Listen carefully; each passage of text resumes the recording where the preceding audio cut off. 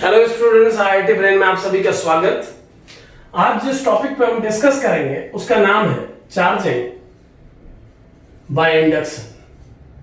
Charging by induction. So क्या है charging by induction, ये समझने के लिए पहले हम एक बार रिकैप पे जाते हैं। जो हमने पहले डिस्कस किया उस पर एक बार आएंगे। हमने अभी तक के डिस्कशन में ये समझा कि जब हम किसी चार्ज्ड रॉड को किसी न्यूट्रल ऑब्जेक्ट के कांटेक्ट में लाते हैं और दोनों को टच कराते हैं तो कुछ चार्ज उस चार्ज्ड ऑब्जेक्ट से न्यूट्रल ऑब्जेक्ट में ट्रांसफर हो जाता है और दोनों ही बॉडीज सेम चार्ज एक्वायर कर लेती हैं। यानी जो चार्ज पहली बॉडी में है, अगर वो पॉजिटिवली चार्ज है पहली बॉडी, तो दूसरी बॉडी भी पॉजिटिवली चार्ज हो जाती है। और कांटेक्ट में आके अगर पहली बॉडी नेगेटिवली चार्ज है तो दूसरी बॉडी भी नेगेटिवली चार्ज हो जाती है। लेकिन इस एक्सपेरिमेंट के बिल्कुल अपोजिट हम ये भी पाते हैं किसी किसी एक्सपेरिमेंट में कि जब हम किसी चार्ज्ड रॉड को लाइट ऑब्जेक्ट्स के पास लाते हैं तो कई कई एग्जांपल्स में हम देखते हैं कि वो चार्ज्ड रॉड उन लाइट ऑब्जेक्ट्स को अट्रैक्ट करने की, अपनी ओर पुल करने की कोशिश करती है। यहां पर ध्यान रहे कि इस एक्सपेरिमेंट में हम रॉड को किसी भी तरीके से, किसी भी प्रकार से उस लाइट ऑब्जेक्ट से टच नहीं करा रहे हैं। बिना टच कराए हम ये महसूस करते हैं कि वो रॉड उन लाइट ऑब्जेक्ट्स को अपनी ओर खींच रही है। तो क्या ये फिनोमेना है या कैसे ये फिनोमेना जनरेट हो रहा है बिना दोनों ऑब्जेक्ट को आपस में टच कराए, उसे डिटेल में समझने के लिए एक एक्सपेरिमेंट पे आते हैं। मान लीजिए ये दो पिथ बॉल हैं, दोनों न्यूट्रल हैं और एक दूसरे के कांटेक्ट में रखी गई हैं। ये दोनों पिथ बॉल एक दूसरे के कांटेक्ट में रखी गई हैं, दोनों न्यूट्रल हैं। अब अगर किसी चार्ज्ड, पॉजिटिवली चार्ज्ड या नेगेटिवली चार्ज्ड, जैसा आप मानना चाहे मान सकते हैं, जब आप किसी पॉजिटिवली चार्ज्ड रॉड को इन पिथ बॉल्स के नियर बाय प्लेस करते हैं, यहां पर फिर मैं कहूंगा आपको ये रॉड इन मेटल बॉल्स में टच नहीं करानी है। टच कराने से एक सब्सटेंस का चार्ज, एक मटेरियल, एक ऑब्जेक्ट का चार्ज दूसरे ऑब्जेक्ट तक ट्रांसफर हो जाता है एंड वी नो इट। ये बात हमें मालूम है। हमें यह देखना है कि कोई मेटालिक रॉड लाइट ऑब्जेक्ट्स को बिना टच कराए अपनी ओर कैसे पुल कर लेती है। तो इसे जानने के लिए हमने इस पॉजिटिवली चार्ज रॉड को इस न्यूट्रल पिथ बॉल सिस्टम के सामने नियर बाय प्लेस किया। हम पाते हैं कि जैसे ही हम इस पॉजिटिवली चार्ज रॉड को इस पिथ बॉल सिस्टम के सामने प्लेस करते हैं तो इस पॉजिटिव चार्ज की प्रेजेंस इन दोनों पिथ बॉल्स पर चार्ज प्रोड्यूस कर देती है और ये दोनों पिथ बॉल्स कुछ चार्ज एक्वायर करके अपोजिटली चार्ज हो जाती हैं। यानी इसकी प्रेजेंस में एक बॉल नेगेटिवली चार्ज होती हुई हम देख पा रहे हैं और एक पॉजिटिवली चार्ज होती हुई देख पा रहे हैं। अब यहां पर ध्यान रहे, इस रॉड ने चूंकि इस सिस्टम को टच नहीं किया है तो अमाउंट ऑफ चार्ज नेगेटिव और पॉजिटिव अमाउंट ऑफ चार्ज आपस में इक्वल होंगे। हमें मालूम है कि नेट चार्ज हमेशा कंजर्व रहता है। यानी एज ए होल ये सिस्टम पिथ बॉल से बनाया हुआ अभी भी न्यूट्रल है और इस रॉड के पास जो चार्ज था वो 100% इसी पर अवेलेबल है। इसी स्थिति में अगर मैं इन दोनों बॉल्स को आपस में डिस्कनेक्ट कर दूं, अगर इसी कंडीशन में इन दोनों बॉल्स को आपस में डिस्कनेक्ट किया जाए तो आप पाएंगे कि एक बॉल कुछ नेगेटिव चार्ज एक्वायर कर लेगी और दूसरी बॉल कुछ पॉजिटिव चार्ज एक्वायर कर लेगी। जबकि ये रॉड अभी प्रेजेंट है इस सिस्टम के पास, तो इस रॉड की प्रेजेंस रहते रहते हमने जब इन दोनों को डिस्कनेक्ट किया आपस में तो एक बॉल आप नेगेटिवली चार्ज देखेंगे और दूसरी बॉल को पॉजिटिवली चार्ज। ये बॉल चार्ज एक्युमुलेट कर चुकी है अब और इस बॉल में भी कुछ चार्ज आ गया है, लेकिन इन दोनों चार्जेस का नेट सम फिर भी 0 होगा अकॉर्डिंग टू चार्ज कंजर्वेशन और इस बॉल के पास जितना चार्ज था वो अभी भी इसके पास है। एक्सपेरिमेंट के तीसरे चरण में अगर हम इस नेगेटिवली चार्ज्ड रॉड को इस प्लेस से हटा देते हैं, माना इस नेगेटिवली चार्ज रॉड को मैंने यहां से दूर कर दिया, तो इसके जाते ही ये नेगेटिव और पॉजिटिव चार्ज एक दूसरे को अट्रैक्ट करेंगे और जो चार्ज है वो एक दूसरे के अट्रैक्शन के कारण इस नई कंडीशन को एक्वायर कर लेंगे, यानी अब नेगेटिव और पॉजिटिव चार्ज एक दूसरे के अट्रैक्शन से नियर बाय पॉइंट्स पे पहुंच चुके हैं दोनों बॉल्स में।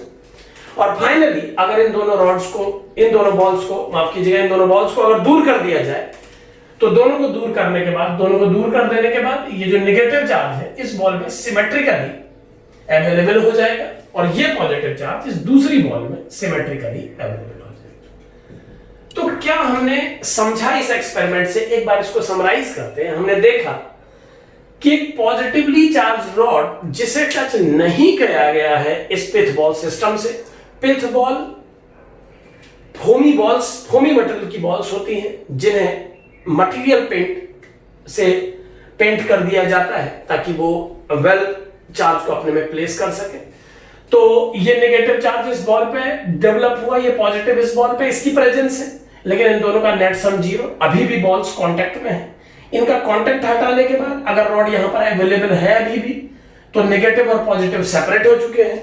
इस रॉड के हटने के बाद यही चार्ज अपने को रीडिफाइन कर लेता है, रिप्लेस्ड कर लेता है, किसी दूसरी स्थिति में जाके अपनी पोजीशन सेट कर लेता है।